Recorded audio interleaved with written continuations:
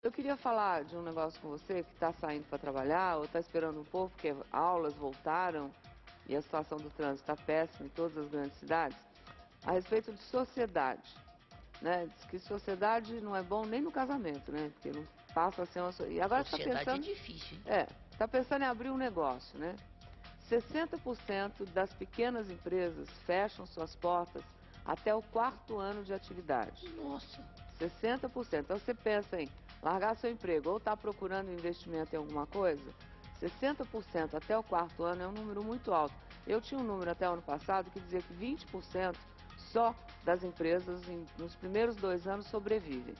Então, segundo o Sebrae, a causa principal dessa falta de continuidade para quem quer começar um novo negócio é falha na administração e falta de planejamento. Aí eu me perguntei, será que quem abre uma pequena empresa em sociedade tem mais chance de dar certo do que abrir sozinho, né? E por que em alguns casos dão errado? O segredo está em escolher certas parcerias, obviamente. Então nós resolvemos fazer uma matéria para dar dicas de como abrir uma empresa, um negócio, sem entrar nessas armadilhas do jogo do dia a dia, que é o interesse de um e de outro, em sociedade. Mas antes a gente vai ver esse exemplo aqui de sociedade que foi pro buraco, literalmente. Rodou. Paulinho, o Agostinho falou pra você que vai te apresentar um novo motorista. Aí o Tuco aparece na sua frente e fala, ei, Paulão, qual é? Hein? Ô, Paulão. Que novo motorista é o Tuco, rapaz. Não, Tuco é de jeito, Tuco é preguiçoso. Ih, que preguiçoso, cara. Tô cheio de gás, vou botar pra quebrar. Ah, tô sentindo teu gás. Eu sou contra, eu como sócio sou contra. Esse negócio de parentado, eu acho roubado empregar parentado. Não. Ele tá chegando agora, ele sabe que o valor inicial é simbólico. Como é que é? Só no começo, Tuco. Você vai ficando dentro da empresa, a empresa ganha confiança em você, daqui a pouco você ganha algum. Na vida real, essas situações também acontecem, mas nem sempre com um final feliz. Muitas sociedades são desfeitas depois de algum tempo de trabalho. Foi o que aconteceu com ele, com o primeiro sócio. Por que não deu certo a sociedade, William? Abrimos a sociedade, uma distribuidora de gás, mas depois que ele recebeu uma herança do pai dele, aí enfraqueceu, ele amoleceu mais um pouquinho. Aí não desenvolvia mais o trabalho, não dava uma continuidade. Final de semana ele sumia, não aparecia, não se empenhava mais no trabalho, né? William ficou 5 anos trabalhando mais de 12 horas por dia para levantar a distribuidora de gás de cozinha. Já viu, né? Quando um trabalha mais do que o outro, é briga na certa. Para romper o contrato, William teve que ficar sem o carro e gastar as economias. E aprendeu uma bela lição. Cada um tem que estar tem que ter o setor de trabalho diferenciado, né? Não pode estar na mesma situação.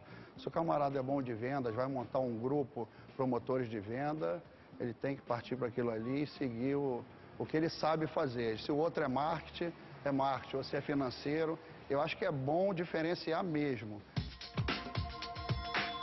Depois dessa experiência, adivinha o caminho que ele escolheu? Como existe esse ditado que a sociedade é um casamento, nada melhor do que colocar minha esposa como sócia, que até hoje está aí, me ajuda e está dando tudo certo, batalha comigo aí. As funções são bem definidas. Ela cuida das finanças e ele, bem, ele de todo o resto. E mesmo assim... De vez em quando tem uns arranha-gato aí, né? Mas é coisa de trabalho, depois a gente sai, tá tudo certo, vamos para casa, é outra vida. Mas aqui a gente separa bastante, aqui nós somos profissionais.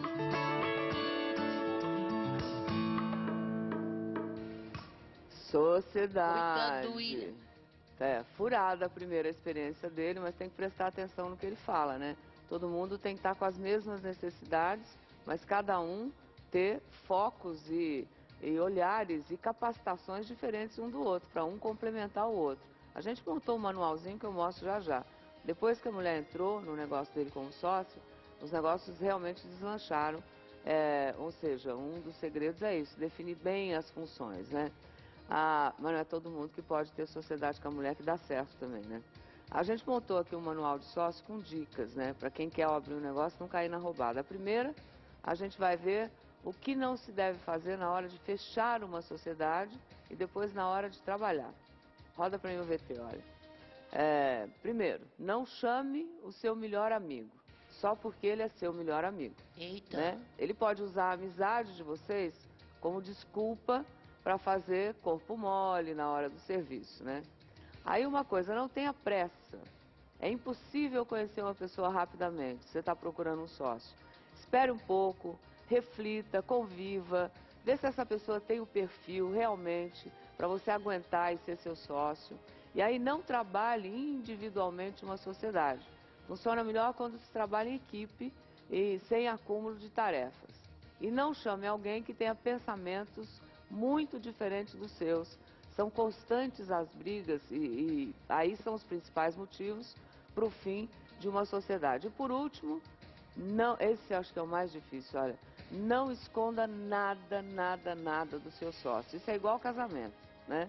Vocês devem estar comprometidos em contar tudo um para o outro, mesmo que a verdade às vezes seja difícil de ouvir, né? Afinal, não dá para escolher alguém que você tenha receio de dizer o que você pensa. Não dá. E eu já vi um monte de gente enfiar a sua sociedade, o seu dinheiro, que guardou a vida inteira dentro de um saco, jogar no lixo ou botar fogo, porque fica contando para o outro amigo ou para a mulher, olha, você não sabe o que aconteceu hoje na minha empresa, você não sabe o que aquele PQP lá Nossa, falou, xinga. você não sabe. Então não adianta você falar para o outro, tem que falar por mais difícil que seja, né? Pode servir aí para você nesse momento.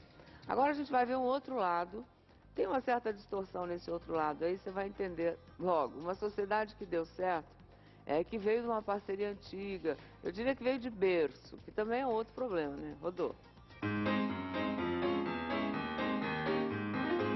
Está vendo esse monte de garotos? Já pensou em chamar algum para ser seu sócio? Certamente não. A dona Laudenira pensou. Tá certo que era o neto dela, mas a sociedade para fabricar peças de bicicleta mal começou e logo virou negócio sério. No início a empresa tinha 3 pessoas mesmo, que era eu, minha avó e o Paulo. O Paulo era a pessoa da operação. A minha avó era a sócia capitalista e eu vendia. Uma parceria que vem do berço. Praticamente, ele já nasceu lá em casa, né? Quando meu filho, a minha nora, ganhou ele já estava lá em casa. Depois de um certo tempo ele vivia mais lá em casa do que na casa dele, né? E deve ser por isso. Ele não é nem neto, é um neto-filho. Entendeu? Nunca teve problemas de convivência? Olha, por enquanto não. Qualquer hora dessa a gente vai ter. A empresa só passou por maus bocados quando o pai de Alexandre, filho de Laudenira, entrou no negócio. O meu pai era muito centralizador. E delegar tarefas era uma coisa que ele evitava ao máximo. E minha avó já tem essa característica muito boa, que é saber delegar.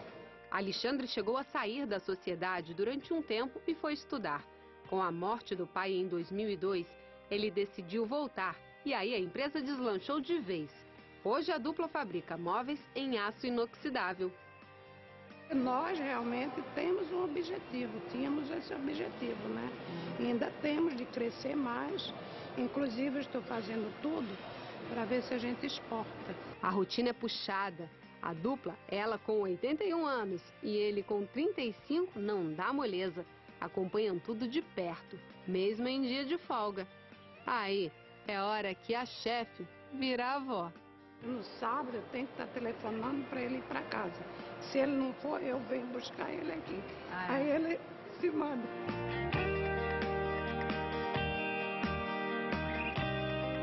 Mas vocês viram aí o exemplo que com o pai também não deu certo, né, Lu? Pois é, mas que coisa, né? Com a avó funcionou direitinho. Não é sempre que dentro da família dá certo. Então eu vou te dar algumas dicas para se dar bem.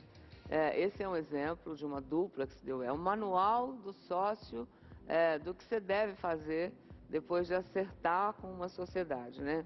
Aí divida as responsabilidades, porque isso vai aumentar o compromisso e diminuir o risco do sócio se sentir desestimulado. Faça um contrato com segurança legal. Ninguém mais faz acordo com aperto de mão ou um papelzinho só. Chama advogado, tenha contratos formais, mas com a ajuda de um profissional. E bota tudo lá. Escreve tudo que você tem dúvida lá. Aí você tem que buscar harmonia. Não procure alguém com as mesmas qualidades que você tem. Porque se você procurar alguém que seja igual a você, muito provavelmente essa pessoa deve dividir valores, seus valores e a sua visão. Mas ela tem que ter um elemento para complementar aquilo que vocês estão fazendo. E procure pessoas que gostem do que fazem, gostam do que fazem. Isso é importante. Se gostar, meu filho, o negócio vai dar. Tem que ter tesão no que faz. E peça sempre referências. No passado, seu sócio pode ter algum problema. Deve ser um livro aberto essa relação, mas um livro aberto em todos os sentidos. Que aí vai te evitar um monte de surpresa.